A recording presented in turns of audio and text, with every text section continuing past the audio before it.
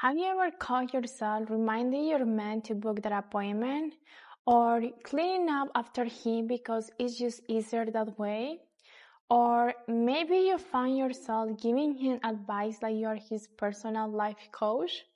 If any of this sounds familiar, girl, we need to talk, because somewhere along the way, what started as caring turning into mothering, and the worst part is that the more you do for him, the less effort he seems to put in, and suddenly you are exhausted, he is checked out, and the passion that used to be there is gone. The problem is that when you step into the role of caretaker, you unknowingly shift the relationship dynamic, and instead of being his woman, you become his mom, and nothing kills attraction faster than that. But don't worry, I got you. In today's video, we are breaking down why we do this, how it affects the relationships, and most importantly, how to stop so you can step back into your feminine energy and let him step up as a man.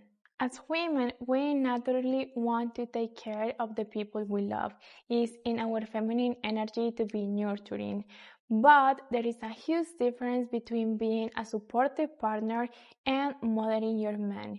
Supportive means encouraging him, believing in him, and being a safe space for him, while mothering means doing things for him that he should be doing himself, micromanaging his life, and taking on the mental load of his responsibilities. When you start mothering, the dynamic in your relationship shifts. You stop being the woman he desires and start being the woman he depends on. And trust me, dependence is not the same as attraction. If you are not sure whether you are falling into the mothering trap, here are some signs to look out for. First one, you remind him to do the basic things, like, babe, did you pay that bill? Babe, don't forget your keys. Babe, you should really eat something healthy today. And yes, even if it sounds harmless, over time, you will start to feel like his personal assistant instead of his woman. The second is if you take on his responsibilities. If he forgets to schedule an appointment, do you just do it for him? If he leaves his clothes everywhere, do you pick them up? If he's always too tired to do something, do you handle it instead of letting him figure it out? Those are some questions that you just should know the answer. The next one is you manage his emotions. If he is stressed, do you go out of your way to fix his problems for him? Or if he is in a bad mood, do you overextend yourself to cheer him up? You need to remember that a muse inspires a man. She doesn't carry his emotions for him. Another one is you don't let him step up. You think, oh, if I don't do it, it won't get done. So you take control. You plan the dates, make the decisions, and solve the problems. And while this feels like you're just being efficient, it's actually robbing him of the chances to show up as a man. And to be honest, a lot of women fall into this without realizing it. The good news is that you can shift the dynamic, and I am going to show you how. First, you need to know that a man doesn't want to sleep with his mother. When you start treating him like a child, correcting him, managing his life, making all the decisions, he stops seeing you as his woman. And instead of pursuing you, he becomes passive. Instead of stepping up, he links back. And instead of being inspired by you, he starts to resent you. Men are wired to take the lead, to provide, to solve problems, but if you are constantly doing it for him, he loses his right to do it himself, and when that happens, the relationship feels heavy, the intimacy fades, and the spark dies.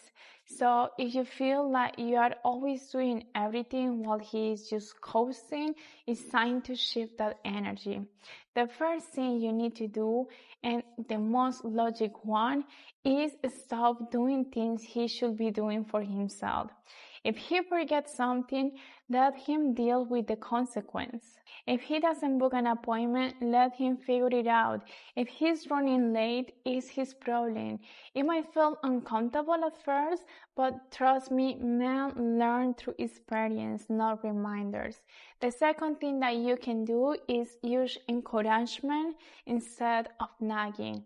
Instead of saying, oh, you never plan anything, try to say something like, oh, I love when you take the lead.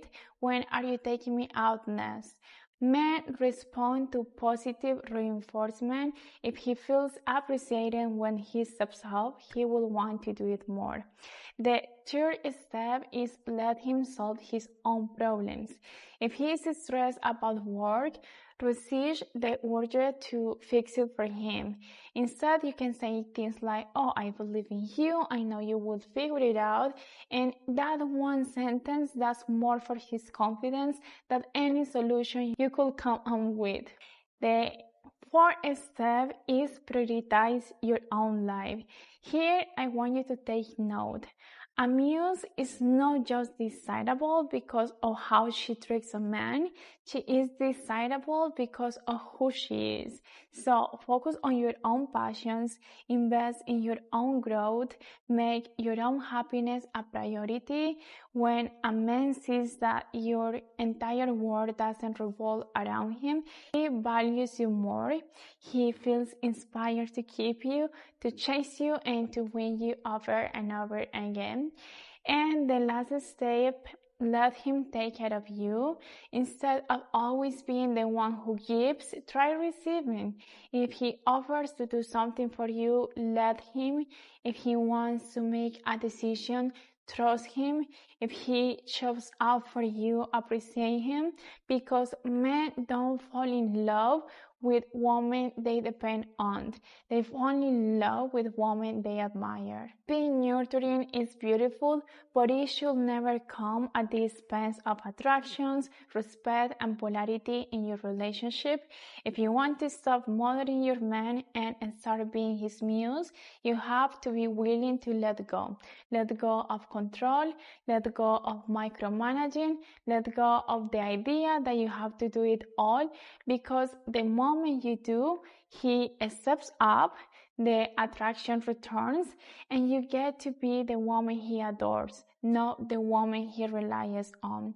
So, girls, tell me in the comments if have you ever found yourself mothering a man and how you are shifting that dynamic. Let's talk. And if you love the video, don't forget to like, subscribe, and turn on the notifications for more content on love, feminine energy, and relationships. See you in the next one, and have a good day.